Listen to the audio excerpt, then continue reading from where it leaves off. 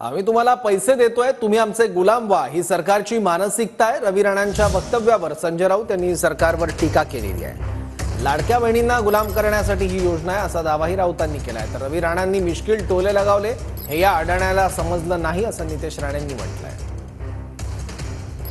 ही मानसिकता आहे की आम्ही तुम्हाला पैसे देतोय, तुम्ही आमच्या गुलाम व्हा। हे लाडक्या बहिणींना गुलाम करण्याची योजना आहे। जरी यांची भाषा असेल, ही भाषा असेल तर लाडक्या बहिणींचा अपमान महाराष्ट्रात, महिलांचा अपमान, आणि तुम्ही आमच्या गुलाम आहात, आम्ही 1500 रुपये देतो, तुम्ही आम्हाला मत द्या, ही गुलामीची भाषा आहे। रवी राणांचं काल भाषण मी पाहिलं। जे भाषण करत असताना काही गोष्टी मिश्किल टोले मारायचे असतात, काही विनोदी वाक्य म्हणायचे असतात, त्याच्यातला तो विषय होता।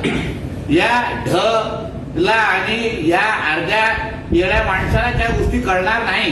आज जे लाडकी बहिणीला हक्काचे जे काय पैसे आता लवकरच खात्यात पडणार आहे, ज्या दिवशी चुकून येणार तर नाहीच आहे, चुकून अगर महाविकास आघाडीचं सरकार आलं तर आलेले सगळे पैसे बंद होतील, ते हे लोक मागे घेतील, तुमच्याकडून वसूल करतील।